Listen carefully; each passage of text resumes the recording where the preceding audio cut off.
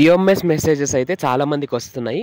UMS university management system నుంచి అయితే మనకు ఉస్మానియా యూనివర్సిటీ మెయిన్ క్యాంపస్లో సీట్ వచ్చిన వాళ్ళకి, అట్లాగే ఉస్మానియా యూనివర్సిటీ సబ్ క్యాంపస్లో అయిన నిజాం సికింద్రాబాద్ పీజీ కాలేజ్, సైఫాబాద్లో సీట్లు వచ్చిన వాళ్ళకి యూఎంఎస్ మెసేజెస్ అయితే వస్తున్నాయి.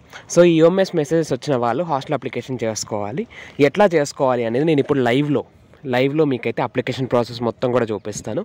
వీడియోని ఎక్కడ కూడా స్కిప్ చేయకండి, ఎందుకంటే వీడియో కాస్త లెంతీగా అయింది, మీకు కూడా స్కిప్ చేయాలనిపించవచ్చు. బట్ స్కిప్ చేయకండి. మీరు స్కిప్ చేసి కొంత టైంలో కొంత వాల్యుయబుల్ ఇన్ఫర్మేషన్ అయితే మిస్ అవుతారు. సో మిస్టేక్స్ చేయకండి. వీడియో డీటెయిల్డ్గా పూర్తిగా చూసిన తర్వాతనే అప్లికేషన్ ప్రాసెస్ అయితే చేయండి. అయితే అప్లికేషన్ స్టార్ట్ చేసే ముందు కొన్ని డౌట్స్, చాలామందికి ఉన్న జనరల్ డౌట్స్, కామన్ డౌట్స్ అయితే ఇప్పుడు డిస్కస్ చేద్దాము. అసలు ఈ అప్లికేషన్ ఎవరెవరు చేసుకోవచ్చు అంటే, అయితే కొంతమంది ఫస్ట్ ఫేజ్లో ఓన్లీ ఆన్లైన్ పేమెంట్ మాత్రమే చేశారు. 800 రూపీస్ ఓన్లీ ఆన్లైన్ పేమెంట్ చేసి అక్నాలెడ్జ్మెంట్ కార్డ్ డౌన్లోడ్ చేసుకున్నారు. బట్ ఆఫ్లైన్ కౌన్సిలింగ్ చేసుకోలేదు. మరి ఇప్పుడు మేము ఆఫ్లైన్ కౌన్సిలింగ్ చేసుకోలేదు కదా, మేము ఓన్లీ ఆన్లైన్ పేమెంట్ చేశాము, మరి మేము యూఎంఎస్ హాస్టల్ అప్లికేషన్ చేసుకోవచ్చా అంటే చేసుకోవచ్చు. రైట్, క్లియర్, చేసుకోవచ్చు. ఓన్లీ ఆన్లైన్ పేమెంట్ చేసిన వాళ్ళు కూడా హాస్టల్ అప్లికేషన్ చేసుకోవచ్చు. అండ్ ఇంకొకటి సెకండ్ సిచ్యువేషన్ ఏంటి అంటే, ఎవరైతే ఆఫ్లైన్ కౌన్సిలింగ్ అటెండ్ అయ్యారో, అంటే ఆఫ్లైన్లో టీసీ, కాలేజ్లో టీసీ కూడా సబ్మిట్ చేస్తాం మేము, కానీ సెకండ్ ఫేజ్ వెబ్ ఆప్షన్స్ పెట్టుకుంటున్నాము. సెకండ్ ఫేజ్లో ఇంతకన్నా మంచి యూనివర్సిటీ కోసము, లేదంటే ఇదే యూనివర్సిటీలో మాకు సెల్ఫ్ ఫినాన్స్ సీట్ వచ్చింది, బట్ మేము రెగ్యులర్ కోసం చూస్తున్నాము అని అనుకుంటే ఏం పర్వాలేదు, పెట్టేసేయండి. ఏం పర్వాలేదు. మీరు సెల్ఫ్ ఫినాన్స్లో సీట్ వచ్చి రెగ్యులర్ సీట్ కోసం ట్రై చేస్తున్నా సరే మీరైతే యూఎంఎస్ అప్లికేషన్, హాస్టల్ అప్లికేషన్ అయితే పెట్టుకోండి. No problem at all. దాంతో మీకు వచ్చిన సమస్య ఏం లేదు. రేపు మీరు వద్దనుకుంటే ఓన్లీ హాస్టల్ ఫీ పేమెంట్ చేయకుంటే సరిపోతుంది. సీట్ వద్దనుకుంటే, హాస్టల్ సీట్ వద్దనుకుంటే ఓన్లీ ఫీ పేమెంట్ చేయకుంటే సరిపోతుంది. రైట్.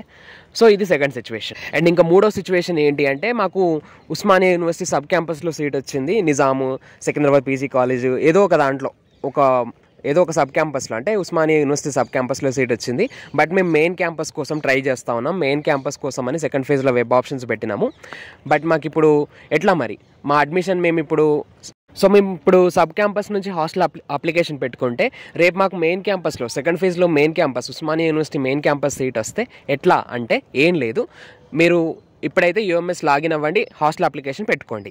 రేపు మీకు సెకండ్ ఫేజ్లో మెయిన్ క్యాంపస్లో సీట్ వస్తే, అంటే ఉస్మానియా యూనివర్సిటీలో సీట్ వస్తే, మీకు సబ్ క్యాంపస్లో హాస్టల్ అప్లికేషన్ ఏదైతే పెట్టుకున్నారో ఆ హాస్టల్ అప్లికేషను, హాస్టల్ సీటు, మీరు ఫీ పేమెంట్ ఏదైతే చేశారో అది మొత్తం కూడా మెయిన్ క్యాంపస్కి ట్రాన్స్ఫర్ చేస్తారు. మీ హాస్టల్ సీటు, మీరు కట్టిన అమౌంట్, అదే హాస్టల్ ఫీ డిపాజిట్ మొత్తం కూడా మెయిన్ క్యాంపస్కి ట్రాన్స్ఫర్ చేస్తారు. సో అందులో మీకు నో ప్రాబ్లం అనేది ఏమీ లేదు. సో మీరు కూడా హాస్టల్ అప్లికేషన్ పెట్టుకోవచ్చు. రైట్. ఇప్పుడు మనం హాస్టల్ అప్లికేషన్ చేయాలంటే ఏ డాక్యుమెంట్స్ కావాలి అనేది చూద్దాం. చాలామందికి ఉన్న డౌట్ ఏంటి అంటే, డిస్టెన్స్ సర్టిఫికేట్ కావాలా హాస్టల్ అప్లికేషన్ కోసం, డిస్టెన్స్ సర్టిఫికేట్ అడుగుతున్నారా, డిస్టెన్స్ సర్టిఫికేట్ అనేది మ్యాండేటరీయా అని చెప్పేసి చాలా పెద్ద డౌట్ ఉంది. అయితే నేను ఇక్కడ డిస్ప్లే చేస్తాను చూడండి సర్టిఫికేట్స్ అన్నీ కూడా. ఇక్కడ డిస్ప్లే చేసిన సర్టిఫికేట్స్లో మనకైతే వేటికైతే స్టార్ మార్క్స్ ఉన్నాయో, స్టార్ మార్క్ అక్కడ స్టార్ సింబల్ కనిపిస్తుందో అవన్నీ కూడా మ్యాండేటరీ అన్నమాట, పక్కా ఉండాల్సిందే.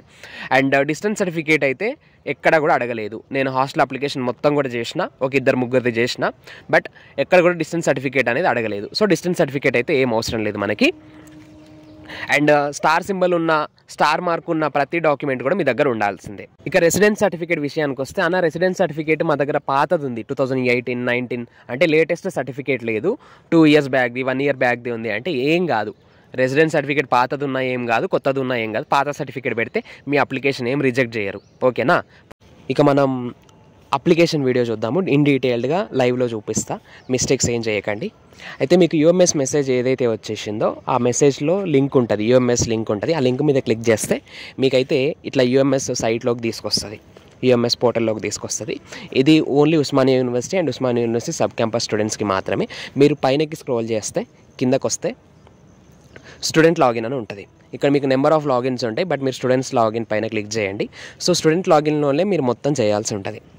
స్టూడెంట్ లాగిన్ పైన క్లిక్ చేయగానే మీకు యూజర్ ఐడి అండ్ పాస్వర్డ్ అడుగుతుంది.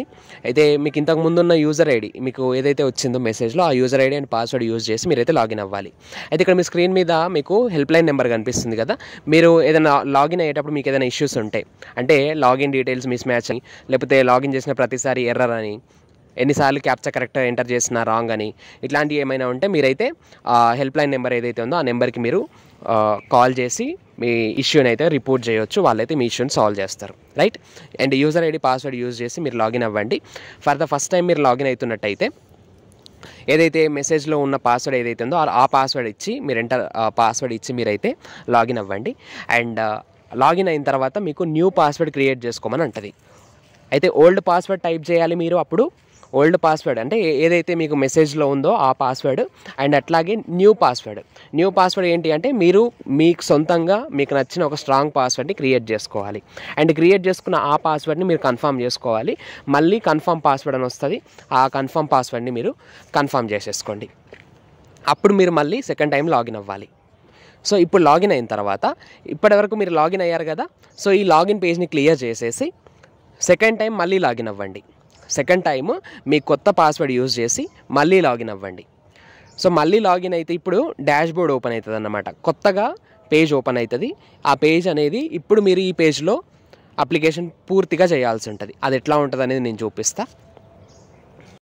అండ్ మీరు సెకండ్ టైము న్యూ పాస్వర్డ్తో లాగిన్ అయినప్పుడు మీకైతే కొత్త పేజ్ ఓపెన్ అవుతుంది. సైట్ అనేది ఈ విధంగా ఓపెన్ అవుతుంది. ఇక్కడ మీరు చూడొచ్చు బ్లూ కలర్ బాక్స్లో మీ బేసిక్ డీటెయిల్స్ కనిపిస్తాయి. అండ్ ఇంకో విషయం ఏంటి అంటే మీరు అప్లికేషన్ చేసేటప్పుడు మొత్తం కూడా డెస్క్టాప్లో పెట్టుకోండి. మోడ్ని డెస్క్టాప్ సైట్లో పెట్టేస్తే మీకైతే అప్లికేషన్ క్లియర్గా కనిపిస్తుంది.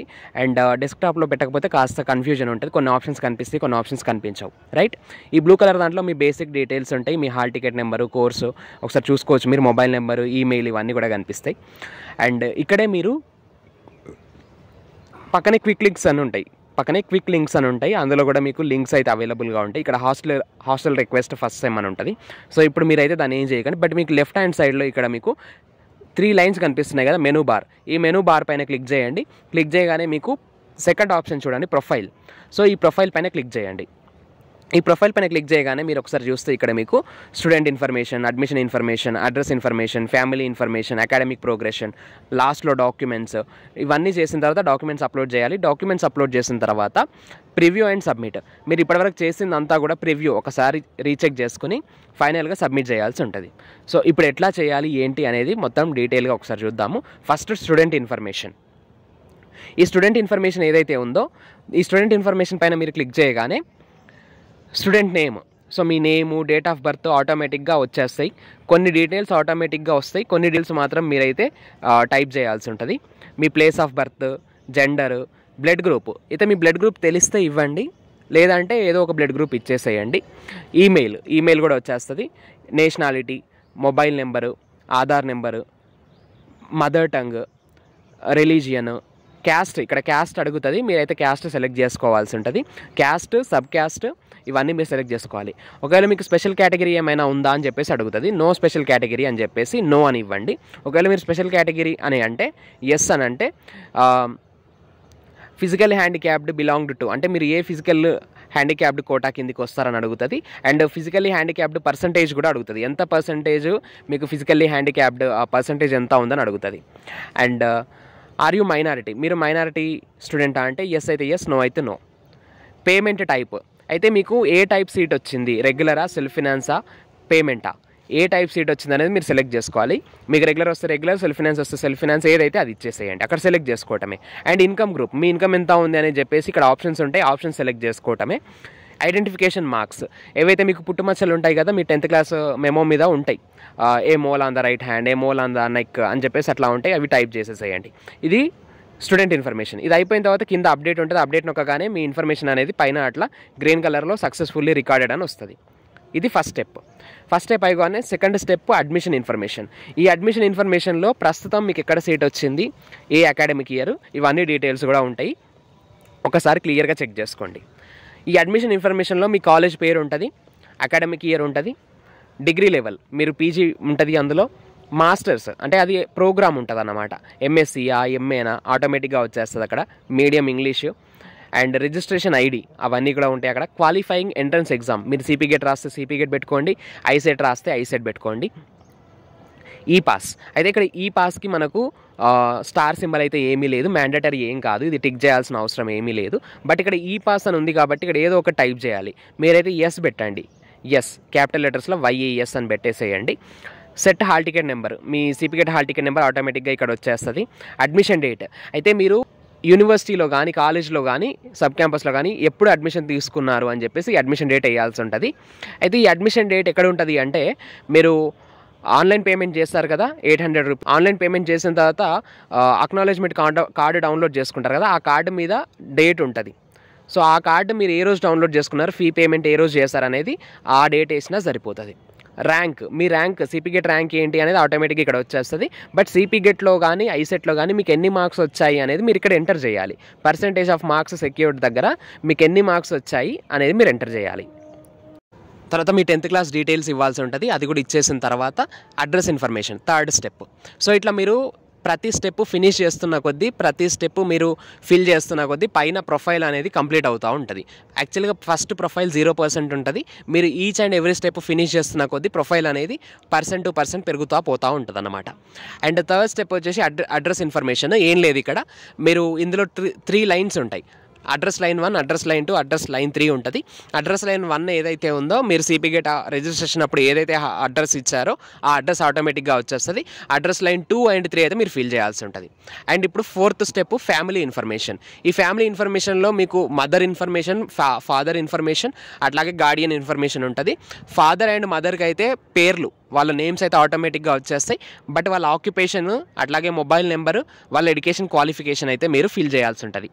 అండ్ ఎడ్యుకేషన్ క్వాలిఫికేషన్ మా పేరెంట్స్ ఏం చదువుకోలేదు అంటే క్యాపిటల్ లెటర్స్లో NIL అని ఇచ్చేసేయండి, లేదంటే ఇల్లిటరేట్ అయినా ఇచ్చినా పర్వాలేదు. సో ఇది ఫ్యామిలీ ఇన్ఫర్మేషన్. గార్డియన్ ఇన్ఫర్మేషన్ ఇవ్వాల్సిన అవసరం ఏం లేదు, మ్యాండేటరీ ఏం కాదు.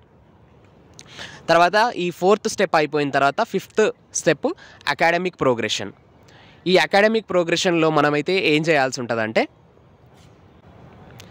ఈ అకాడమిక్ ప్రోగ్రెషన్లో మీ 10th క్లాస్, అట్లాగే ఇంటర్మీడియట్, తర్వాత డిగ్రీ తర్వాత ఏంటి, ఒకవేళ మీరు కనుక బీఎడ్ చేసి ఉంటే బీఎడ్ డీటెయిల్స్ కూడా ఇవ్వాల్సి ఉంటుంది.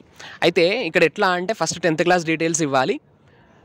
10th క్లాస్ మీ హాల్ టికెట్ నెంబరు, అట్లాగే స్కూల్ పేరు, మీ 10th క్లాస్లో మీకు ఏ సబ్జెక్ట్స్ ఉండేవి, స్పెషలైజేషన్ కింద మీరు టైప్ చేయాల్సి ఉంటుంది. మీ స్కూల్ పేరేంటి, మీ స్కూల్ బోర్డు ఉంటుంది కదా, board of secondary education Telangana, so అది సెలెక్ట్ చేసుకోవాలి. అయిపోయిన తర్వాత పర్సంటేజ్ ఆఫ్ మార్క్స్. సో మీకు ఇప్పుడు CGPA ఇచ్చిరా, 10th క్లాస్లో మార్క్స్ ఇచ్చారా అనేది ఒకటి క్లియర్గా తెలుసుకోవాలి. మనకైతే CGPA ఉంది, అంటే పాయింట్స్లో ఉంటుంది మన 10th class marks.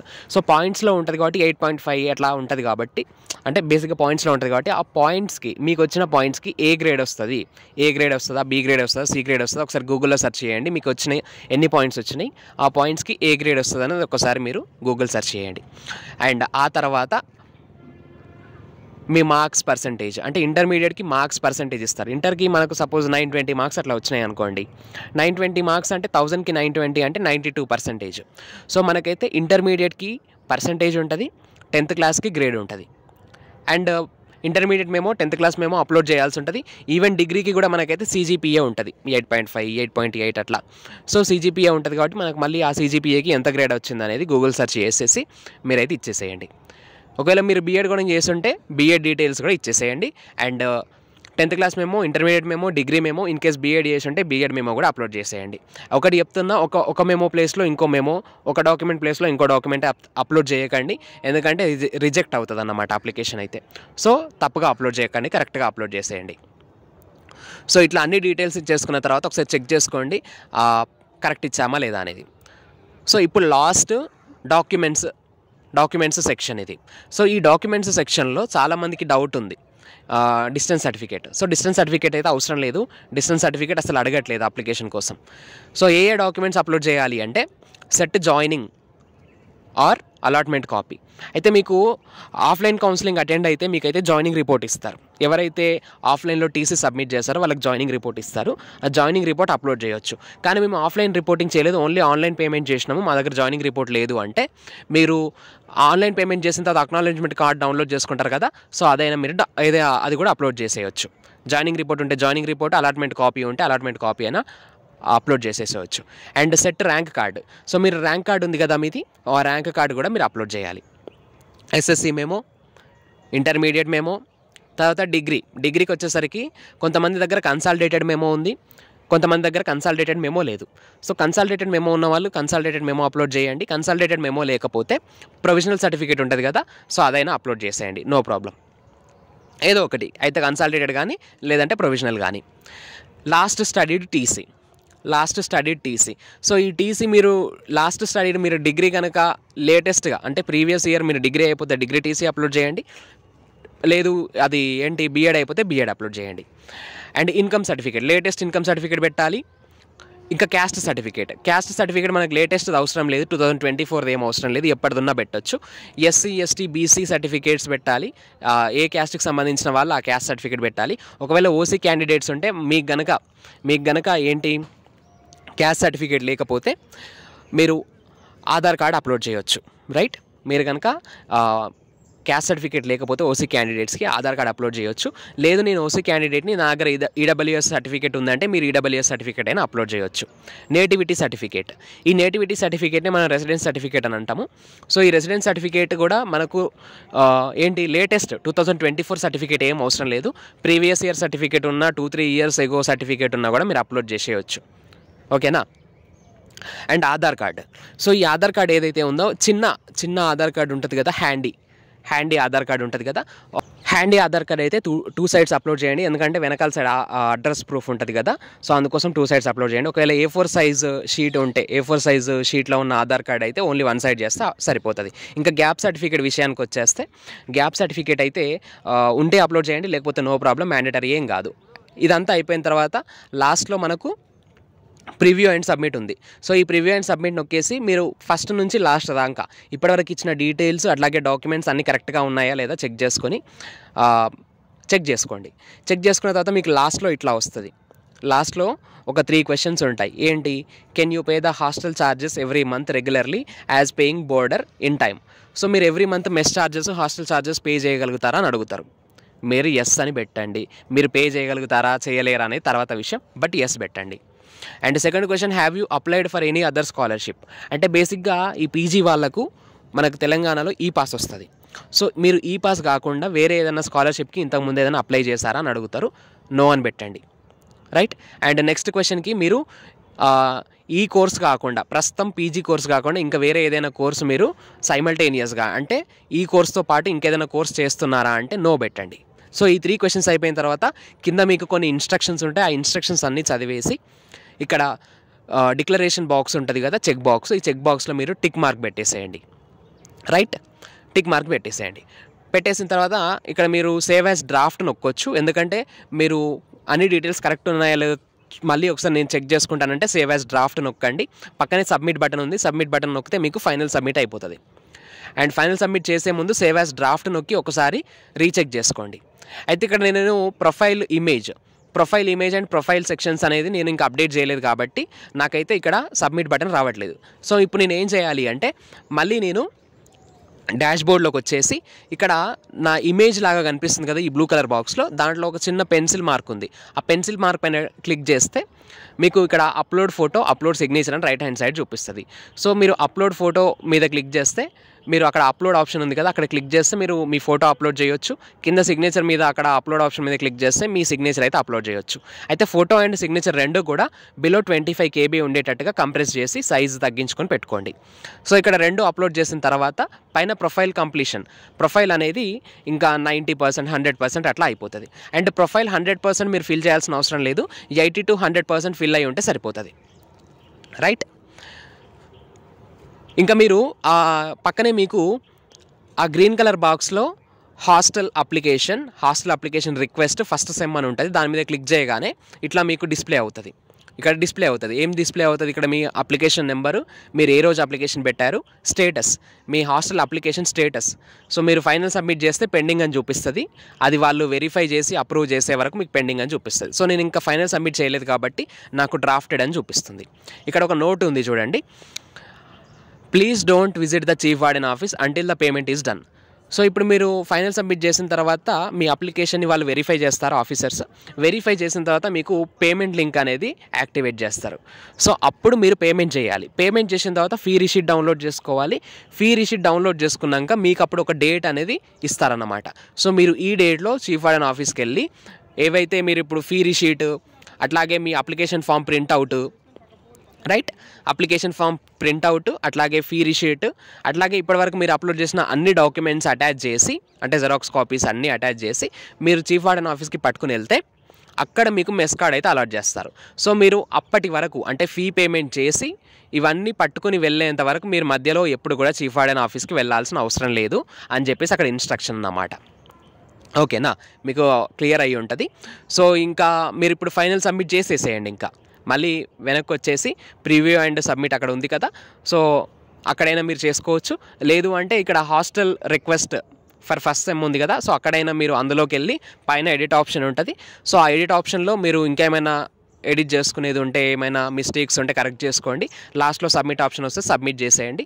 Submit option వచ్చినాక సబ్మిట్ చేసిన తర్వాత హాస్టల్ రిక్వెస్ట్ లింక్ పైన క్లిక్ చేస్తే మీకైతే మీ స్టేటస్ ఇక్కడ చూడండి పెండింగ్ అని చూపిస్తుంది. అండ్ అప్లికేషన్ ఫామ్ దగ్గర మీకు డౌన్లోడ్ సింబల్ కనిపిస్తుంది కదా, సో ఆ డౌన్లోడ్ మీద క్లిక్ చేస్తే మీ అప్లికేషన్ ఫామ్ మొత్తం కూడా డౌన్లోడ్ అయిపోతుంది.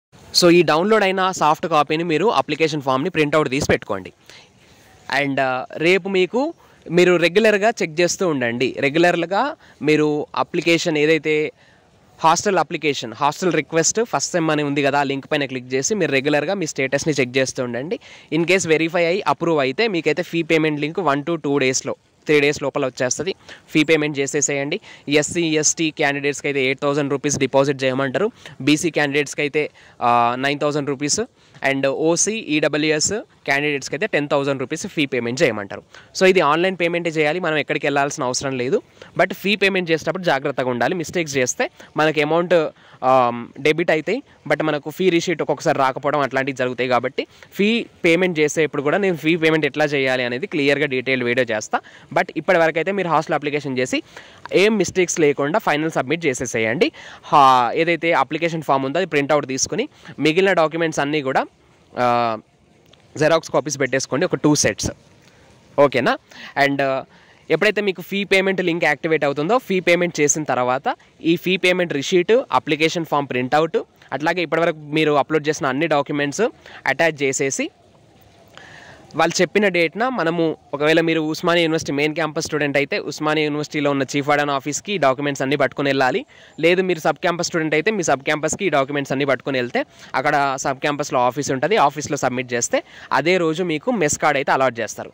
ఆ మెస్ కార్డ్ పైన మీకు హాస్టల్ నేమ్, ఏ హాస్టల్ అలాట్ చేశారు, ఏ రూమ్ అలాట్ చేశారు అనేది ఉంటుంది. మీరు హాస్టల్ ఎక్కడుందో కనుక్కొని ఆ హాస్టల్లోకి వెళ్ళి మీ రూమ్ ఏదో చెక్ చేసుకుని మళ్ళీ మీరు రిటర్న్ కావచ్చు. మరి ఆ రోజే మెస్ స్టార్ట్ అవుద్దా, ఆ రోజే హాస్టల్ స్టార్ట్ అవుద్దా అంటే ఆ రోజు కాకపోవచ్చు. ఎందుకంటే ఆ హాస్టల్లో కనీసం 50 మంది అయినా ఉంటే, హాస్టల్ అలాట్ చేసిన తర్వాత అట్లీస్ట్ 50 members అయినా ఉంటేనే మనకు మెస్ అనేది స్టార్ట్ చేస్తారు, ఫుడ్ పెట్టడం స్టార్ట్ చేస్తారు. 50 మంది లేకపోతే మనకు ఫుడ్ అయితే స్టార్ట్ చేయరు. సో ఫుడ్ లేదు బట్ హాస్టల్ ఉంటుంది, ఎక్కడ ఉంటాం మనం? సో అందుకని చెప్పేసి ఇదన్నమాట మొత్తానికి అయితే ప్రాసెస్. సో 50 members హాస్టల్ లోపలికి వస్తే, లగేజ్తో పాటు వస్తే, అప్పుడు మీరు సబ్ క్యాంపస్లో అయితే మీ మెస్ వార్డెన్ని, మెయిన్ క్యాంపస్లో అయితే చీఫ్ వార్డెన్ని కలిస్తే మేము ఇట్లా 50 members వచ్చినాం, 100 members వచ్చినామంటే అప్పుడు మెస్ అయితే స్టార్ట్ చేస్తారు.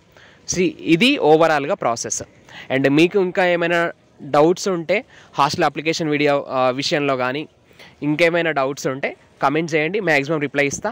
అండ్ ఈ వీడియోలో నేను క్లియర్గా చెప్పినా అని అనుకుంటున్నా, ఏ డౌట్స్ అయితే మిగలలేదని నేను అనుకుంటున్నా. And that's all for now. For further latest updates stay tuned to our channel Science feeds.